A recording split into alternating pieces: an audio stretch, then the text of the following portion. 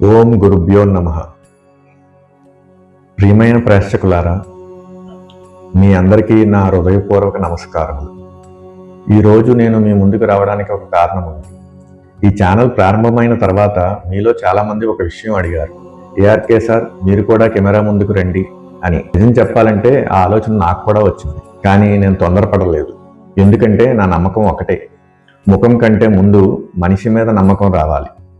ఆ నమ్మకాన్ని మీరు నాకు ఇచ్చారు, అందుకే ఈరోజు మీ ముందుకు వచ్చాను. మీరు చూపించిన ఆదరణకు, మీ ఆప్యాయతకు, మీరు నాపై ఉంచిన నమ్మకానికి నా హృదయపూర్వక నమస్కారము తెలియజేసుకుంటున్నాను. ఈ సందర్భంగా ఒక ప్రశ్నతో ప్రారంభించాలనుకుంటున్నాను. జ్యోతిష్యం అంటే ఏమిటి? కేవలం భవిష్యత్తు చెప్పే ఒక విధానమా, లేక జీవితాన్ని సక్రమంగా అర్థం చేసుకునే ఒక శాస్త్రమా? నా దృష్టిలో రెండవదే దగ్గరగా ఉంటుంది. ఎందుకంటే జీవితంలో ప్రతిరోజు ఒకేలా ఉండదు. ప్రతి నిర్ణయం ప్రతి సమయంలో ఒకేలా ఫలితాన్ని ఇవ్వదు. సమయం మారితే పరిస్థితులు మారుతాయి, పరిస్థితులు మారితే నిర్ణయాలు కూడా మారుతాయి. ఆ మార్పును ముందుగానే అర్థం చేసుకుని ధర్మబద్ధమైన నిర్ణయాలు తీసుకుంటూ ముందుకు సాగడానికి మార్గం చూపే శాస్త్రమే జ్యోతిష్యం. భారతీయ జ్యోతిష్య సాంప్రదాయంలో జ్యోతిష్యానికి వేదాంగాలలో ఒక విశిష్టమైన స్థానాన్ని ఇవ్వడం వెనుక ఉన్న భావం అదే. ఒక చిన్న ఉదాహరణ చెబుతాను. తుఫాను వచ్చే అవకాశం ఉందని హెచ్చరిక వచ్చినప్పుడు ఆ హెచ్చరిక ప్రజలను భయపెట్టడానికి కాదు, ముందుగానే అప్రమత్తం చేసి నష్టాన్ని తగ్గించుకునే అవకాశం ఇవ్వడానికి.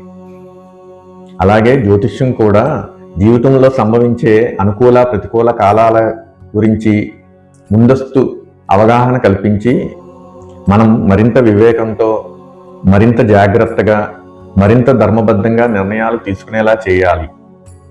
అదే నా దృష్టిలో జ్యోతిష్యం యొక్క అసలు పరమార్థం. భవిష్యత్తును చూసి భయపడడానికి కాదు, భవిష్యత్తుకు సిద్ధపడడానికి జ్యోతిష్యం ఉపయోగపడాలి.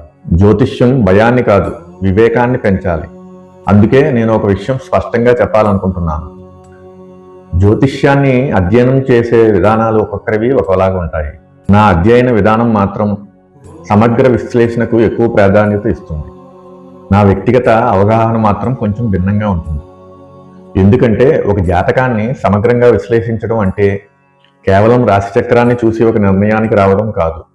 లగ్నం, లగ్నాధిపతులు, భావం, భావాధిపతులు, గ్రహాల డిగ్రీలు, గ్రహముల యొక్క ఉచ్చస్థితి, నీచస్థితి, గ్రహాల మిత్ర శత్రుత్వాలు, షడ్బలాలు, నవాంశ, షోడశవర్గ చక్రాలు, రాజయోగాలు, దశలు, అంతర్దశలు, గోచారం, అష్టక వర్గం, ఇవి ఒక్కొక్కటి విడిగా చూడడానికి కాదు. ఇవన్నీ పరస్పరం ఒకదానితో ఒకటి సంబంధం కలిగి ఉంటాయి.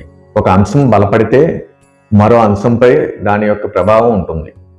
ఒక గ్రహం బలహీన పడినా మరొక వర్గచక్రంలో బలంగా ఉండవచ్చు. ఒక యోగం కనిపించినా దాన్ని బలపరిచే లేదా తగ్గించే ఇతర అంశాలు కూడా ఉండవచ్చు. అందుకే ఒక అంశాన్ని చూసి మొత్తం జాతకం గురించి చెప్పడం కంటే అన్ని అంశాలను సమగ్రంగా పరిశీలించిన తర్వాతే ఒక నిర్ణయానికి రావడమే శాస్త్రానికి దగ్గరైన మార్గమని నేను నమ్ముతాను. జాతకాన్ని త్వరగా పరిశీలించడం సాధ్యమే, కానీ సమగ్రంగా విశ్లేషించడానికి మాత్రం సమయం కావాలి. అందువలనే రోజుకు పరిమిత సంఖ్యలో మాత్రమే జాతకాలను పరిశీలించడం జరుగుతుంది. ఎక్కువ జాతకాలు చూడడం కంటే ప్రతి జాతకానికి శాస్త్రానికి న్యాయం జరిగే విధంగా సాధ్యమైనంత సమగ్ర విశ్లేషణ అందించడానికే నేను ఎక్కువ ప్రాధాన్యత ఇస్తాను. ఈ ఆలోచనతోనే ఏఆర్కే ఆస్ట్రో ఇన్సైట్స్ అనే ఛానల్ ప్రారంభించాను.